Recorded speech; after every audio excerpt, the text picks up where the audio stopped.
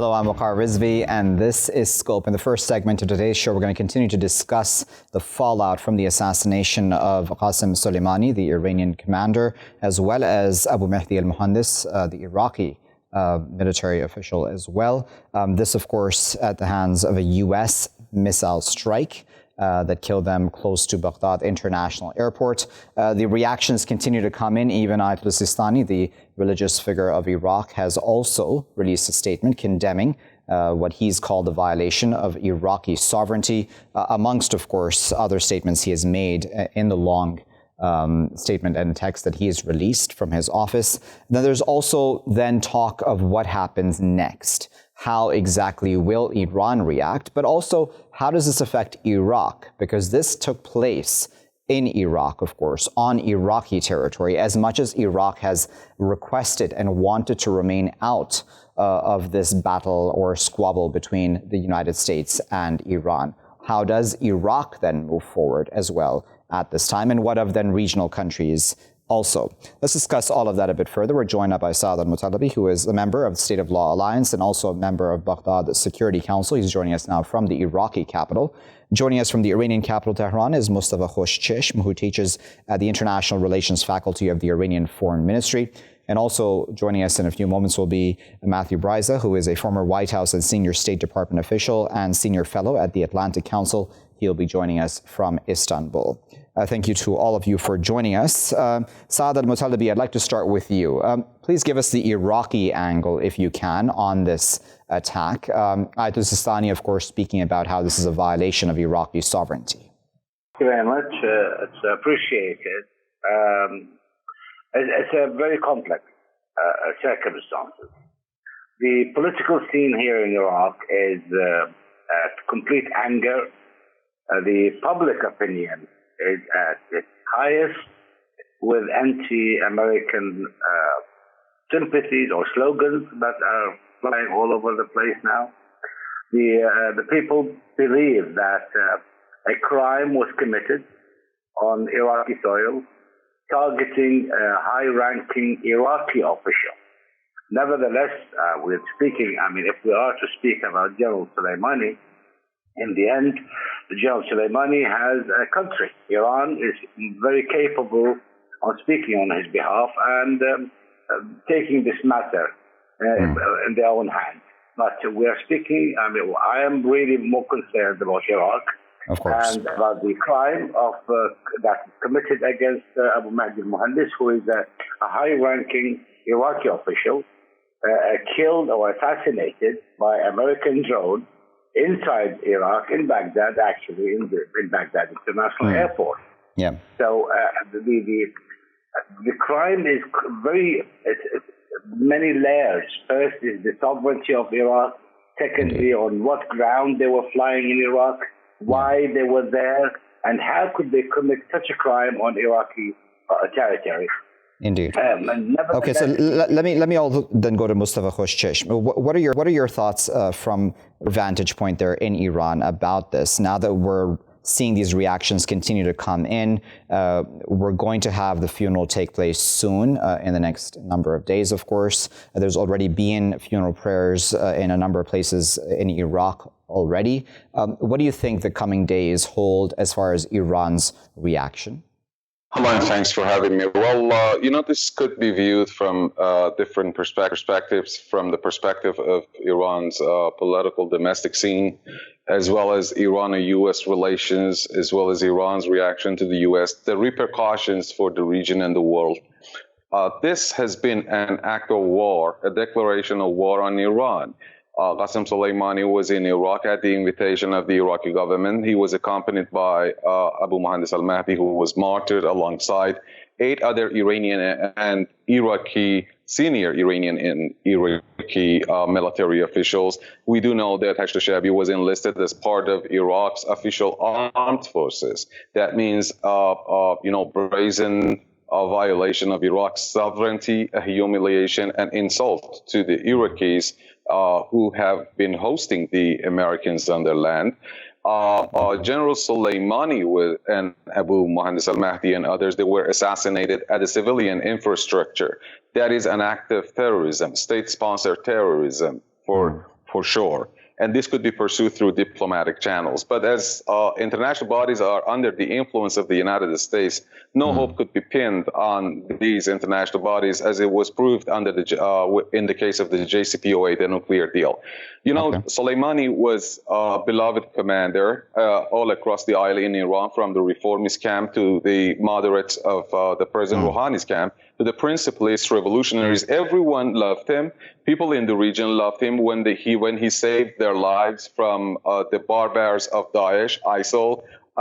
Also, there are many others who have been the beneficiaries of his anti-terrorism campaign in the region, including those civilians who could have been the prey and the victim of ISIL in Europe, in London, Amsterdam, Nice, Madrid, elsewhere, where ISIL has been on a hunt, on a manhunt for everyone that they could kill. So the European states should also be thankful to his endeavors. Also, let's remember that if ISIL was not defeated by the army, the coalition army of Iran, Iraq, Syria, and Russia, led by and coordinated by General Soleimani, then the ISIL would have gone to more and more nations in the Middle East, and more people, millions more, would have taken refuge in Europe. On that point, that if you allow me on that, I wanted to go to Matthew Bryza, because Matthew, the point that our previous two speakers have brought up, I wanted you to respond to that if you could, please. One is about Iraqi sovereignty and whether you believe this may have been a violation of that country's sovereignty, A, and then B, about the fact that Qasem Soleimani did, for many people, represent somebody who did fight against ISIS quite successfully. Sure. Well, number one, the first point, as a former U.S. official, White House official, ambassador, it's painful for me to say, yes, this was a violation of Iraq's sovereignty. It was an attack that senior Iraqi authorities asked the U.S. administration not to conduct. I mean, they didn't know exactly what kind of attack was going to happen, but they were not happy, in fact, upset with last weekend's airstrikes by the United States against 5 different camps of Kataib Hezbollah. So, yes, it is a violation of Iraqi sovereignty, and this action has generated anger for that reason in Iraq. Number two, General Soleimani's reputation or his success in fighting ISIS. Yeah, it's undeniable that the Iranian militias that were under his control played a decisive role on the ground in Iraq against ISIS. But the flip side of that is, having, again, been a senior U.S. official with access to all the intelligence I could ever want, I also know the terrorist attacks that he was planning and carried out against my colleagues, and in fact was planning against my own embassy. So it's a mixed bag. One man's terrorist is another man's freedom fighter. But what's undeniable here is that his killing has galvanized support within Iran for the Iranian government and anti-American feeling as well. And I think is turning out to be a step or a tactic that went too far if President Trump was trying to deter further Iranian provocation, and has put the U.S. in a much, much weaker political position than it was previously. All right, so Saad Al-Muttalibi, this also puts the Iraqi establishment in a tough position as well, right? Because it has, on the outside at least, good relations with both the United States and Iran. But at this point, if we are all accepting that this was a violation of Iraqi sovereignty, then Iraq needs to react in some very strong fashion as well. How will it do that, do you think? Well, the general atmosphere, now the politicians, I spoke to a number of MPs, and the general idea is that, the Americans are not, they don't have an agreement while being in Iraq at the moment. We had the agreement, the treaty, the SOFA treaty, which was executed in 2011, and we saw the Americans leaving Iraq. We have another treaty, which is the Strategic Framework Agreement, but that deals only with humanitarian issues and science and technology and culture. Has nothing to do with the military cooperation. In 2014, when ISIS attacked Iraq, at the time, the Prime Minister, Dr. Haider al-Abadi, asked the American and the international coalition to assist Iraq by advice and training. So they came on an executive order without the knowledge of the Iraqi parliament. Iraqi constitution states that any type of presence in Iraq, foreign presence, must be within a treaty, and the treaty must be ratified by the Iraqi parliament. So now the politicians, they believe that, the parliamentarians believe that since there is no treaty, since it was not ratified by the parliament, then an order will be issued to the Iraqi government to ask the Americans to leave immediately Iraq.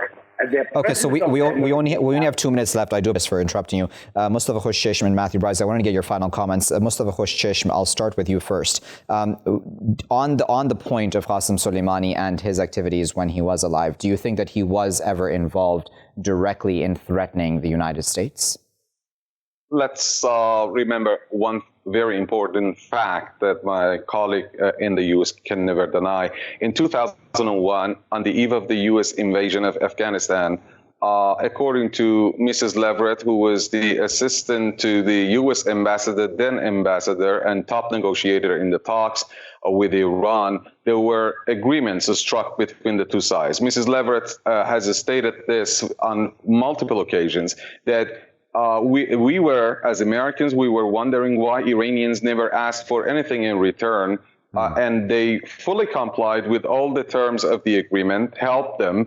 And later, a few months ago, in a BBC Channel 4 documentary, General Petraeus and many others acknowledged that when they met with Qasem Soleimani then, who was ordered by the reformist President Khatami to cooperate with the Americans on the invasion. He showed them, according to Petraeus, he showed the American generals a map of the Al-Qaeda terrorist positions, and then when they asked for a copy, he gave them the map altogether. They say that we were surprised. Now here, what happened after that? The George Bush administration named Iran as part of the axis of evil. And ever since then, they've been, according to the documents... Okay, I'm going to interrupt you just because I apologize, but I totally take your point. And Matthew Bryza, that's a point that's been made a number of times by Iran, that, listen, in fact, we've given the U.S. information about terrorist camps in the past. We've tried to cooperate with them on those areas where we agree in this fight against terrorism. Why then would this still be occurring? Right. So, and I agree with the gentleman from Tehran. I worked with Mrs. Leverett at the White House at that time, and I remember exactly what he's describing. The problem is that, the Iranian-U.S. relations got off track over the nuclear issue, right? And then ballistic missiles. And it's become the whole question of Iran's nuclear program has become a major bone of contention between Republicans and Democrats, with Trump saying the Obama agreement wasn't good enough. So we got off track. But there was this period where, the cooperation was working. It's a shame it didn't continue. All right, we're going to say thank you to Matthew, Saad, Al-Muttalibi, and Mostafa Khoshcheshm for their time and insight. We're going to continue the discussion, though, now by introducing 2 new guests to take the conversation forward. We're joined now by Hamidreza Gholamzadeh, who is a foreign policy expert. He is joining us now from Tehran. Joining us from Dubai is Rasha Aljoundy, who is a senior researcher at Dubai's Public Policy Research Center. She's also a visiting fellow at the European Foundation for Democracy. Rasha and Hamidreza, thank you both for your time. Rasha, let me start with you. What do you make of the continuing fallout from this this incident that has occurred at Baghdad International, or close to it at the very least? It does create further instability in the region, does it not? We can't deny that the fallout from this incident will be major, and we expect that Iran will retaliate. Of course, everybody is expecting that. The question now is where and against whom. Of course, now Trump had drew a new red line which is killing one American contractor means 25 of the Hezbollah militia, and attacking the embassy in Baghdad, reminding us of 1979 embassy siege in Tehran, means that the people who orchestrated Soleimani and the army would be the price for it. So now everybody is waiting. What kind of price Iran is ready to endure if its response would be as big as killing Soleimani. Okay, so Hamidreza, tell me about your thought and where you're sitting. Do you think Iran's neighbors should be worried? Iran's neighbors should have been worried for long when they were aligned with the Zionist regime and the United States. They have made their choice long ago. They decided to fund terrorist groups like Al-Qaeda, like ISIS in Syria and in Iraq. They chose to attack people in Yemen. They chose to destabilize the region, and they chose actually to stand against Iran. They have done everything they could to destabilize the region and make insecurity to fight against Iran. So they have made the choice long ago, and now it is the price that they're going to pay, that they should feel insecure in such a situation. And we should remember that if Iran does not respond, the chances for a full-scale war and more insecurity in the region would be much, much higher than the situation when Iran responds to that. Iran knows that if Iran responds to the attack and the retaliation would be a message to the United States that any movement would be retaliated to the same extent. So the United States would stop further attacks and would stop further war against Iran. Okay, so Rasha, I wonder if you think likes of the United Arab Emirates and other countries in the region would have advised the Trump administration against this attack, because regardless of the disagreements that these countries may have with Iran, no one wants to be in an unstable neighborhood, certainly. So they would know that Iran would need to retaliate in some way, because if you attack and kill a high-ranking military general, then a country has to react. So that's not good for the UAE or anybody, really, is it? Let's just remind ourselves of one important fact, and that is Soleimani is on the American terrorist list. This is first. Second is that killing Soleimani was a reaction from the Americans. It wasn't the action. Iran and its proxy militia did attack American interests in Iraq. And this was the retaliation.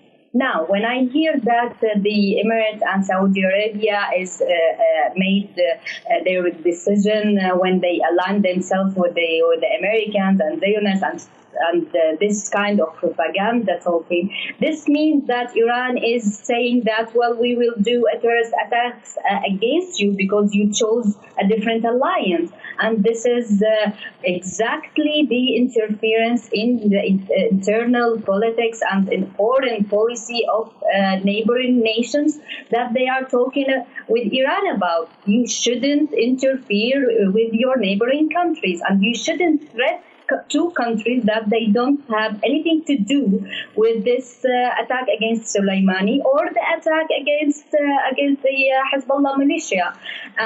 This is not comprehensible. You are attacking the countries that didn't attack you, and even you attacked them before, and they didn't escalate again because nobody wants war.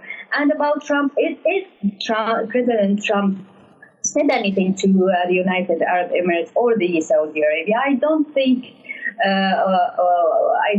anybody wouldn't say that or cautious against it, because everybody knows that, because those countries are neighboring Iran and they know that they would be in the crossfire. in the end. Because okay, let me bring in Hamidreza on that point, Rasha, because Hamidreza, I wanted just clarity that regardless of the disagreements, as I put to Rasha as well, that these countries may have, nevertheless, they're all in the same neighborhood, right? So does Iran threaten any of its neighboring countries? Iran is not threatening anyone. Iran has been suggesting several treaties for peace and security in the region. It is the Arab countries in the region who are trying to ally with Israel. And we all know that the Israeli Zionist policy is to sow discord and just take advantage of the discord among the Muslims. So here is the point. And when you are talking about foreign policy of a country, you cannot say that it is interior affairs of the country. Foreign policy, as the name is mentioning, is something that is involving the others as well. It is influencing the other countries as well. It's not like that a country in the region, in the Persian Gulf, works with the Zionists against Iran and says that it is my interior affair. It is not for sure. It is something affecting everyone. We are seeing the war in Yemen by Saudis and Emirati officials fighting against civilians in Yemen, killing many people, making insecurity in the region. We are seeing them funding ISIS in Syria and Iraq, and displacing millions of people, threatening Iran's and Iraq's and Syria's security. They have been those supporting Israelis against Hezbollah and Lebanon in the region. So you cannot support terrorists, you cannot support Zionists and then say that it is interior affair. No, it is not. It is something about foreign policy, and Iran as a pole of security and stability in the region needs to be concerned about that. Needs to be concerned about its own security. And I'll have to come in, Hamidreza. I apologize for cutting you off. Unfortunately, has gotten the best of us. We will try to have you both back on because I know this is a conversation that can go on, and certainly viewers, we've tried to give you both sides of it. I'll thank Hamidreza and Rasha, of course, for their time and insight. Here at Scope, we try to give you all the points of view as Matthew, Saad, Muttalibi, Mostafa, Khoshcheshm, Hamidreza, Gholamzadeh, and Rasha Aljoundy have given you, because this issue of the assassination of Qasem Soleimani as well as Abu Mahdi al-Muhandis is one which, which both sides have their very strong positions on. And it's important to discuss that out in the open. And at the very least, if a discussion occurs, it's better than not having a discussion at all and not being able to see both points of view. This, of course, will have ramifications. The Iranians have not spoken about specifically what they've done, and that, in a sense, is the strong card that they have to play right now. The ball right now is in the Iranians' court to decide how to exactly retaliate, as they've so promised that they will, to this assassination, or to these assassinations, I should say plural. Ayatollah Sistani, the top religious figure in Iraq as well, has condemned this as a violation of Iraqi sovereignty. So it's not just about the Iranian reaction, it's also about the Iraqi reaction. After all, this took place on Iraqi territory and also killed Iraqis. And that's something that seemingly is not being spoken about enough. So it's not just one government which will react, it's two governments, actually, which need to react to preserve their respective sovereignties and officials. We'll keep a close eye on that very fluid situation here in Scope. I'll be back with my next segment, though, after this break.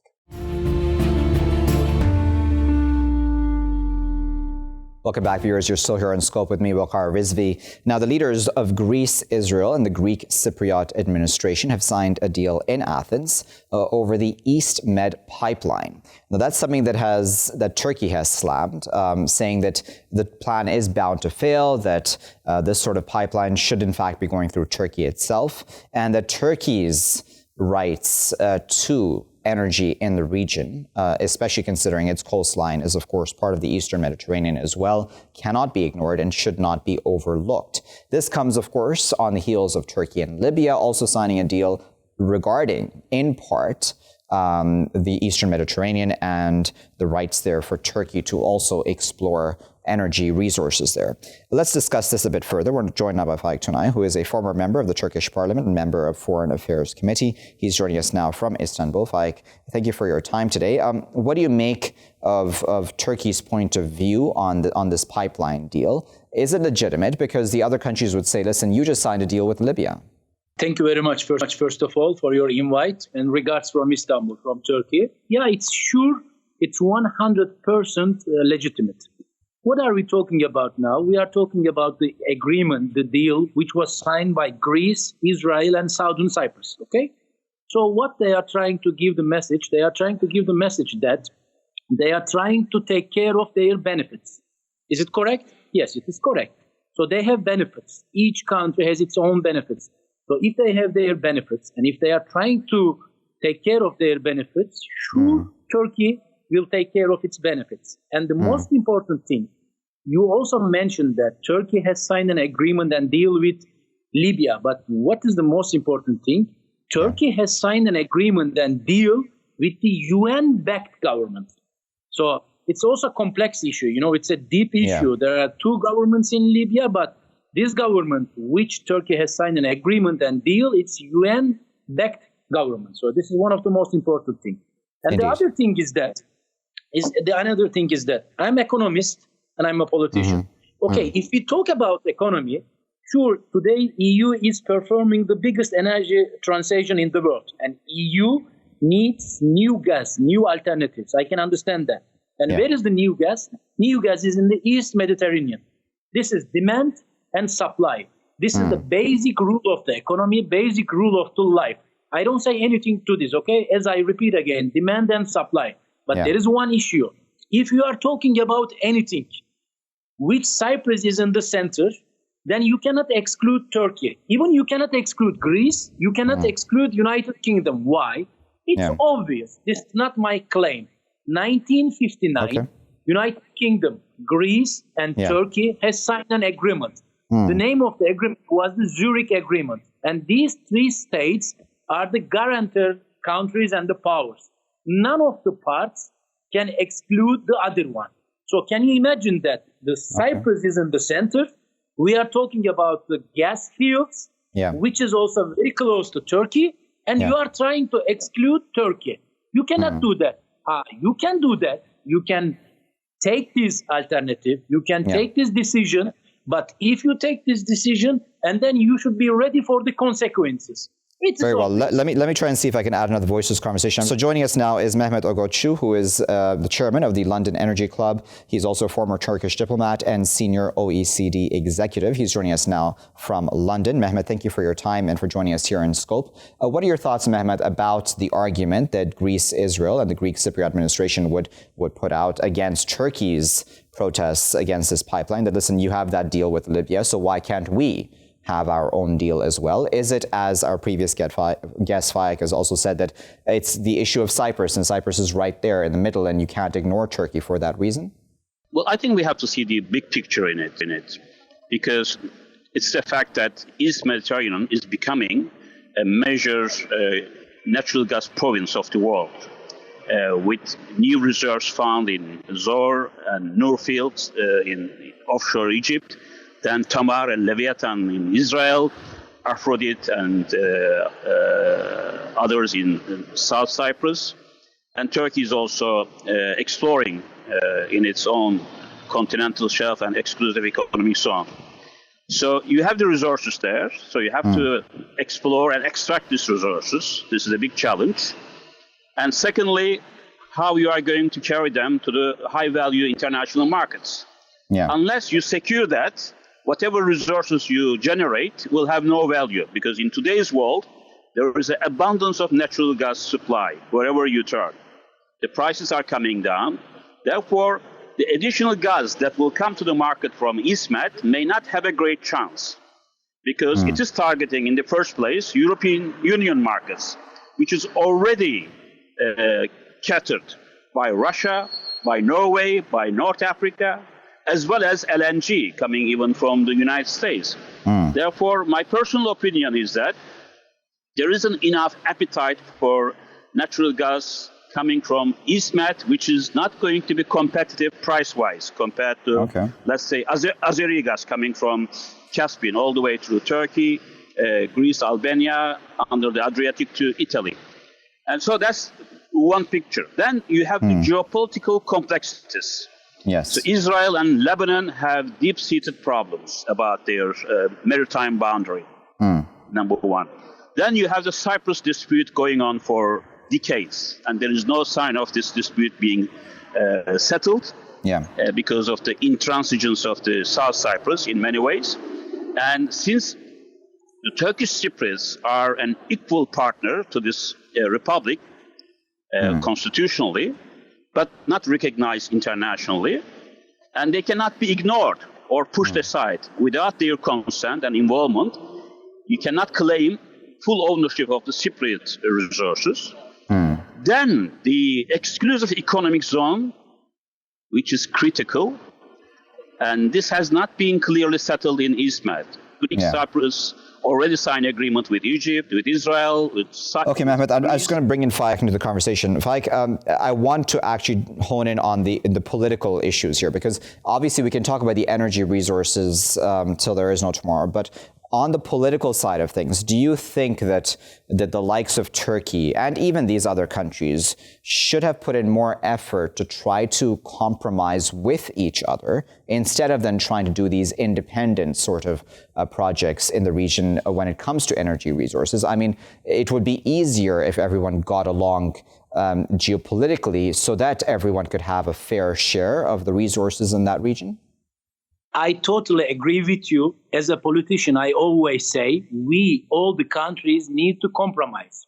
If you look today's world, especially what happened yesterday, Qasem Soleimani was killed by US, and we are talking about the Middle East, East Mediterranean. So this region is always risky, and there are always conflicts, problems, and wars in that region. So every country, including my country, need to compromise. But this is the most important thing. Also, I totally agree the statement which was made by Mr. Ogutcu.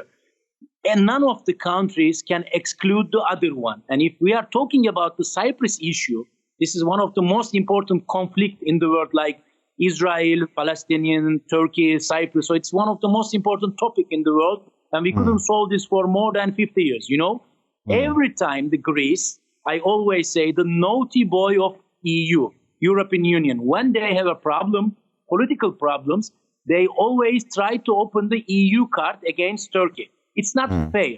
So we and they need to compromise because, and there's also one more thing.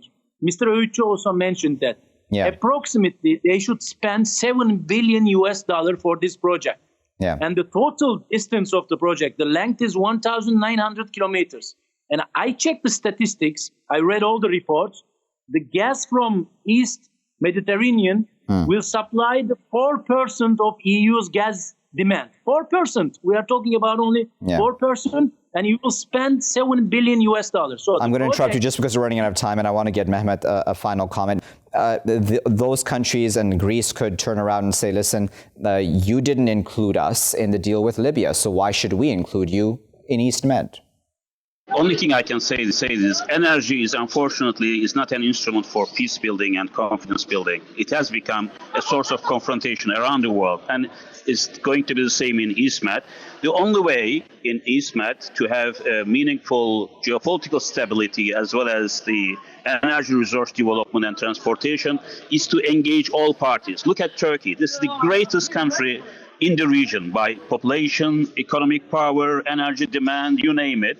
And it has been excluded from all the regional efforts. So there's a perception in Ankara that Greece, South Cyprus, Egypt, and Israel are forming a sort of a united front against Turkey, excluding it from all the discussions, including this East Mediterranean Natural Gas Forum of 7 member countries. You can't do anything in EastMed, whether right or wrong, whether legal or illegal. Whether it's going to be gunboat diplomacy or negotiations, Turkey has to be in the table.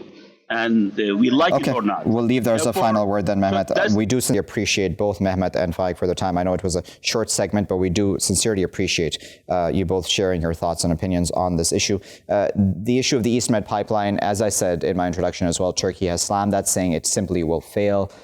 It's amazingly costly. It'll cost $7 billion, but it will still only really supply 4% of European needs. Is this really worth it? Is ignoring Turkey worth it? In this specific case, of course, the Cypriot issue, as both of our guests have said, unresolved for decades, and that is playing into all of this. All those feelings that Greece, Israel, and the rest would have against Turkey seemingly are playing out in this geopolitically. But then, of course, there's energy resources at play here too. Everyone wants a piece of the pie. Turkey has signed a deal with Libya also. So keeping that all in context, one would have hoped that these countries can compromise at some level and that things do not go south geopolitically, especially in this region, at a time when there are tensions elsewhere in the Middle East as well. Well, I'll be back with my final segment after this break. Welcome back, viewers. In this segment of today's show, we're going to discuss India and, of course, the ongoing protests there against the CAA, the Citizenship Amendment Act, as well as the NRC. Also, all of this, of course, to do with who really is a citizen of India and what this exactly means for the Muslims of India, more specifically at this time. We also have this detention center specifically in Assam that is coming up, and it has been built already, quite a large detention center. The government, the BJP government and BJP party in general keep saying that Muslims don't need to be worried, no one needs to be worried, no one will be affected except those who are illegal according to them, or illegally in the country, I should say, according to them. But is it as simple as they're saying it, especially considering the fact that there are so many across the country that are so worried about what exactly this all means for their fellow citizens at this time? Let's discuss all of that a bit further. We're joined now by Babu Singh, who is a former minister of Jammu and Kashmir. He's founder of Chairman Nature Mankind Friendly Global Party, also chief editor at Nature Mankind Friendly Global Viewpoint. He's joining us now from Indian occupied Kashmir, Kazua. We're also joined by Seema Guha, who is a freelance journalist, mainly writing on foreign affairs. She's worked in Times of India, Telegraph, as a correspondent covering the anti-foreigners agitation in Assam. Specifically, she's joining us now from Gurgaon in India. Seema and Babu Singh, thank you both for your time today. Seema, let me start with you. Let's talk about that detention center. Firstly, in Assam, that's worried a lot of people because the worry is that this will set a precedent, that this will then spread throughout the country, even though other chief ministers have said that they would not go through with building detention centers in their areas. How worried should Indians be about this?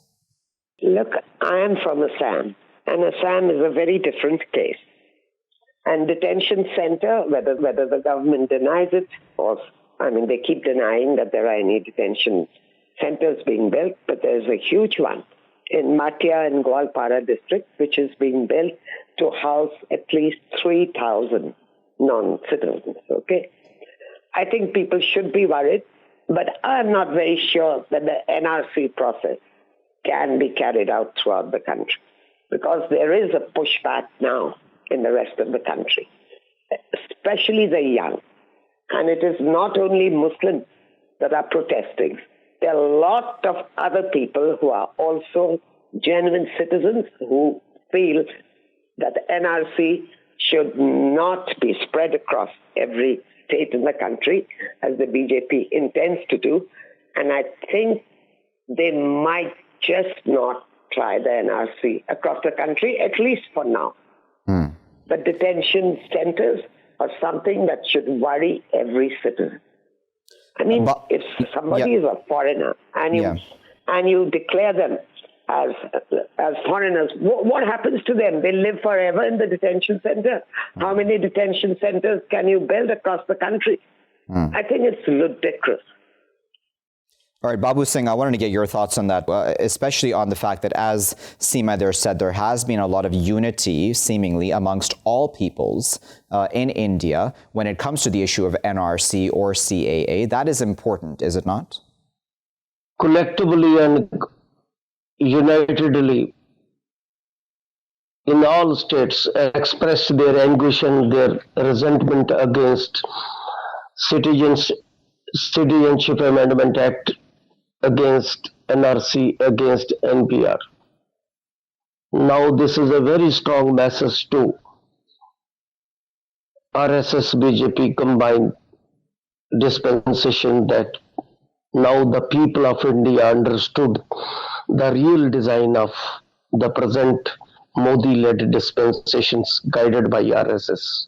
Their real design and the real motive is to create a communal atmosphere, to create a communal polarizations, in order to transform a pluralistic, democratic, secular India into a fascist Hindu state. No, they have they have misjudged the people of India, that a deep bond, the deep relationship, which is the legacy of mixed civilization of India. This is a very positive signal.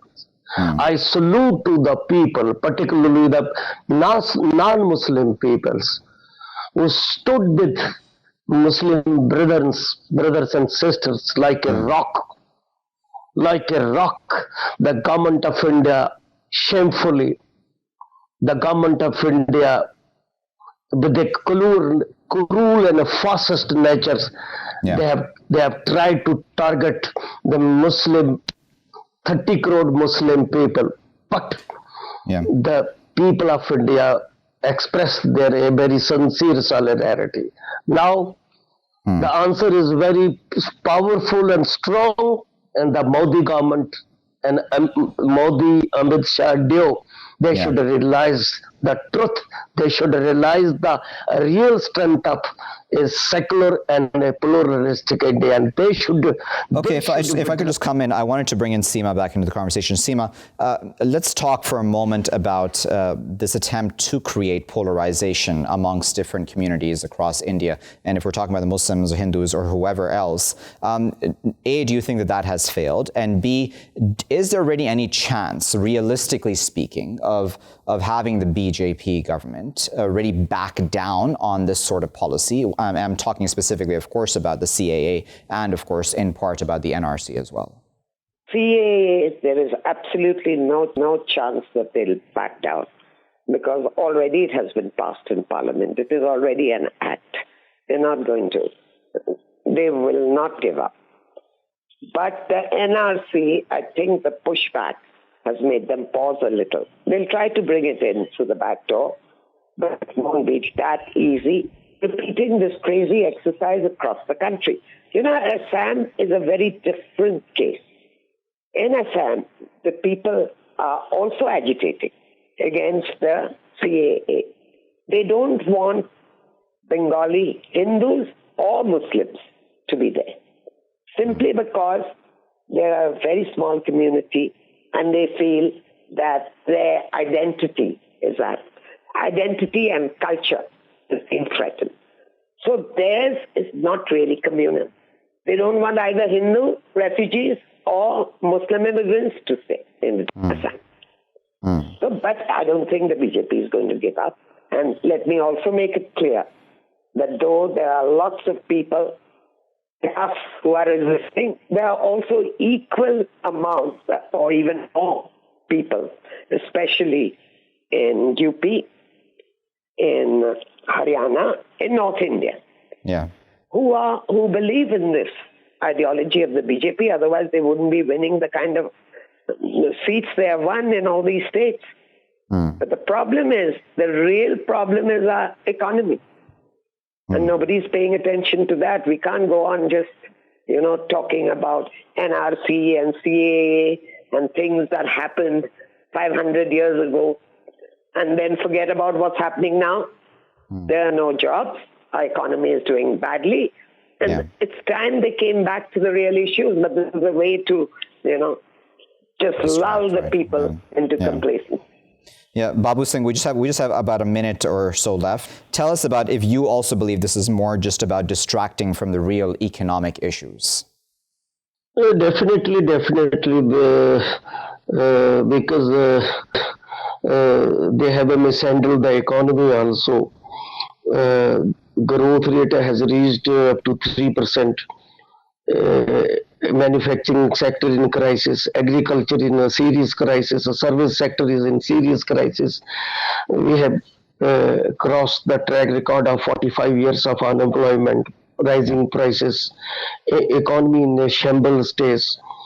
So definitely in the short term they are trying to divert the attention, but I think strategically all the steps they have nullified the Article 370, 35A, degraded the Jammu Kashmir state, triple talaq, NRC, Citizens Amendment Act, Common Civil Code, all are the supplementary steps and supplementary agendas to create an atmosphere for majoritarian Hindu republic. So this is their deliberate and conscious designs and conscious steps. Very well. We'll leave there as a final word. We do, of course, appreciate both Babu Singh and Seema Guha for their time and, of course, for sharing their opinions with us.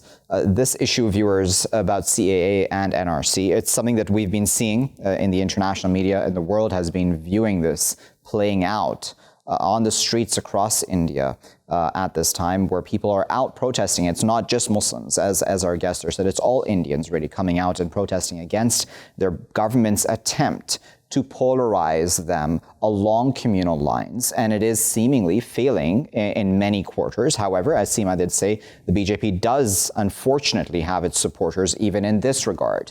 And that, of course, is the most worrying sign.